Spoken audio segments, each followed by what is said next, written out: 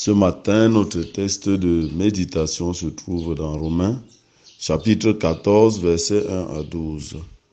Mais avant la lecture, je vous invite à la prière. Éternel notre Dieu et notre Père en Jésus-Christ, nous te sommes infiniment reconnaissants pour cette nouvelle journée que tu nous accordes dans ta grâce. Merci pour le repos de la nuit. Merci parce que Seigneur, tu as veillé sur nous et tu as renouvelé en nous ton souffle de vie ce matin. Seigneur, nous t'invitons dans notre vie afin que tu viennes trôner sur notre vie, que tu viennes prendre le contrôle de tout ce que nous allons entreprendre en ce jour. Mais en même temps, Seigneur, nous voulons nous taire. Nous voulons faire silence en ce moment pour t'écouter à travers la lecture et la méditation de ce matin. Parle, Seigneur, tes enfants t'écoutent. Amen. Romains 14, versets 1 à 12, je vous en prie. Faites accueil à celui qui est faible dans la foi et ne disputez pas sur les opinions. Tel croit pouvoir manger de tout, tel autre qui est faible ne mange que des légumes. Que celui qui mange ne méprise point celui qui ne mange pas, et que celui qui ne mange pas ne juge point celui qui mange. Car Dieu l'a accueilli. Qui es-tu, toi qui juges un serviteur d'autrui? S'il se tient debout ou s'il tombe, cela regarde son maître. Mais il se tiendra debout, car le Seigneur a le pouvoir de l'affermir. Tel fait une distinction entre les jours, tel autre les estime tous égaux. Que chacun ait en son esprit une pleine conviction. Celui qui distingue entre les jours agit ainsi pour le Seigneur. Celui qui mange, c'est pour le Seigneur qu'il mange, car il rend grâce à Dieu.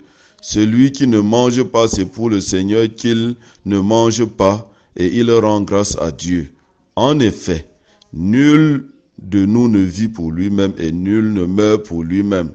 Car si nous vivons pour le Seigneur, et si nous mourrons pour le Seigneur. Soit donc que nous vivions, soit que nous mourions, nous sommes au Seigneur. Car Christ est mort et il a vécu afin de dominer sur les morts et les vivants. Mais toi, pourquoi juges-tu ton frère? Ou toi, pourquoi méprises-tu ton frère? Puisque nous comparaîtrons tous devant le tribunal de Dieu. Car il est écrit, je suis vivant, dit le Seigneur. Tout genou fléchira devant moi et toute langue donnera gloire à Dieu. Ainsi, chacun de nous rendra compte à Dieu pour lui-même. L'herbe sèche, la fleur se fane et tombe, mais la parole de Dieu demeure éternellement. Amen.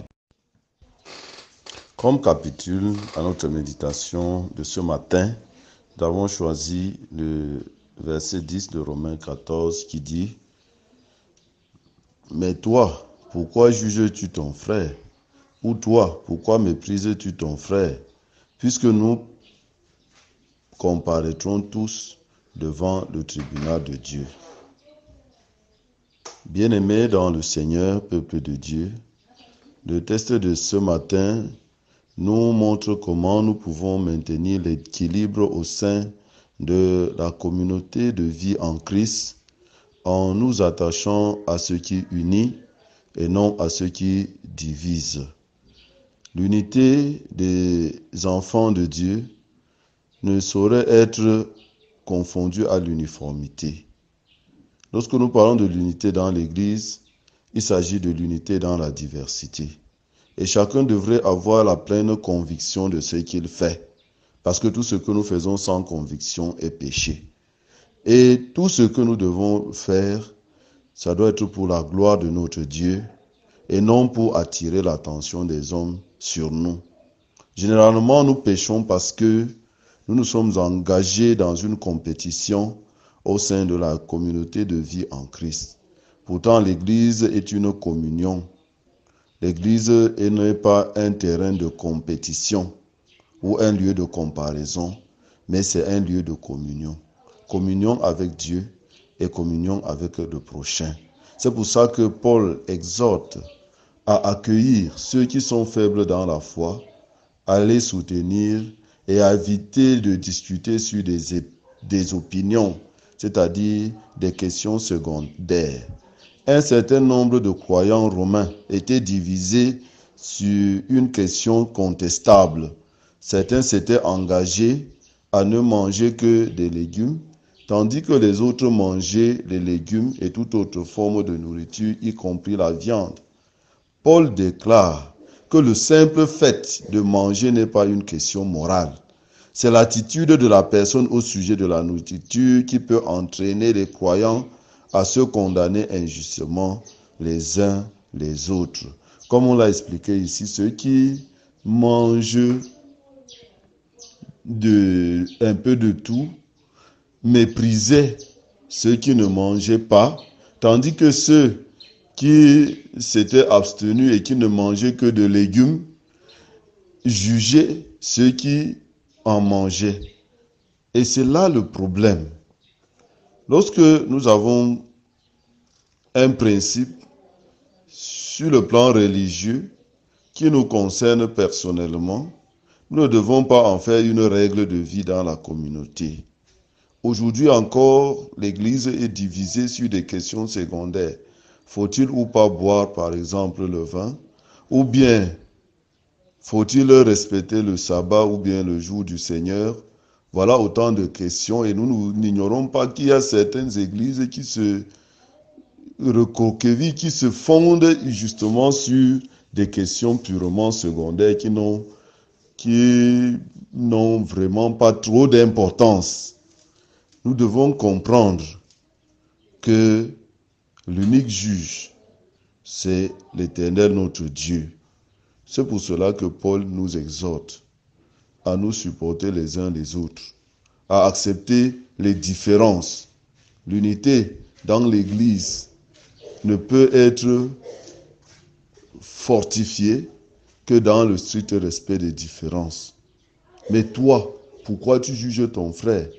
Ou toi, pourquoi méprises-tu ton frère? Puisque nous comparaîtrons tous devant le tribunal de Dieu. Nous ne devons pas diviser le corps du Christ à cause des questions de manger ou de boire, parce que le royaume de Dieu n'est pas le manger et le boire, mais la justice, la paix, la joie par le Saint-Esprit. Donc celui qui sert Christ de cette manière-là, c'est celui-là qui sera agréable et être approuvé par Dieu. Donc en faisant des procès les uns les autres, nous nous condamnons nous-mêmes, parce que nous ne sommes pas capables, nous n'avons pas autorité de juger un serviteur d'autrui. Celui qui mange, mange pour le Seigneur. Celui qui ne mange pas, ne mange pas pour le Seigneur. Celui qui distingue les jours, le fait pour le Seigneur. Celui qui ne distingue pas, le fait pour le Seigneur. Et seul le Seigneur peut juger. Et c'est lui qui décide si son enfant peut se tenir debout ou pas. Mais l'apôtre nous fait comprendre qu'il tiendra debout. Parce que le Seigneur a le pouvoir de l'affermir. Qui es-tu donc, toi qui juges le serviteur d'un autre, ou toi qui méprises le serviteur d'un autre? Nous comparaîtrons tous devant le tribunal de Dieu et chacun rendra compte de sa vie. Car il est écrit, je suis vivant, dit le Seigneur, et tout genou fléchira devant moi, toute langue donnera gloire à Dieu. Ainsi, chacun de nous rendra compte à Dieu pour lui-même. Amen. Une fois de plus, Seigneur, nous voulons te rendre grâce pour ta parole qui nous édifie ce matin et qui nous appelle, Seigneur, à ne pas juger, mais, Seigneur, à soutenir les faibles qui sont au milieu de nous. Seigneur, notre Dieu et notre Père, chaque jour, nous découvrons de nouvelles vérités dans ta parole. Seigneur, nous avons péché contre toi. Toutes les fois où nous avons regardé les autres avec mépris, où nous les avons jugés, soit à cause des questions de manger ou de boire, Seigneur, mettant en péril l'unité au sein de ton Église. Parfois, Seigneur, à cause de nos expériences spirituelles personnelles, nous croyons que c'est l'unique voie par laquelle tu peux visiter les autres. Mais en ce jour, Seigneur, nous nous remettons à ta grâce et à ta miséricorde. Aie pitié de nous, Seigneur, et extirpe en nous, Seigneur, tout esprit d'orgueil, cet orgueil spirituel qui nous pousse souvent à nous voir supérieurs aux autres, soit sur le simple fait que nous ne mangeons pas ceci alors qu'eux ils mangent. Seigneur, aie pitié de nous. Tu nous appelles, Seigneur, à œuvrer pour l'unité du corps du Christ, à soutenir ceux qui sont faibles et les aider à grandir dans la foi. Seigneur, permets-nous d'être des instruments utiles entre tes mains pour accomplir cette œuvre. Vraiment, Seigneur notre Dieu, l'Église a besoin. Nous avons vraiment besoin d'un souffle nouveau. Lorsque nous lisons ce chapitre 14 de Romains, nous nous rendons compte, Seigneur, que le chemin est encore long. Tiens-nous par la main, Seigneur. Beaucoup se fourvoient et se perdent dans les discussions folles qui n'ont aucun rapport avec ce que tu attends de nous. Seigneur, prends pitié et donne-nous, Seigneur, de nous attacher à la saine doctrine et non à des fables.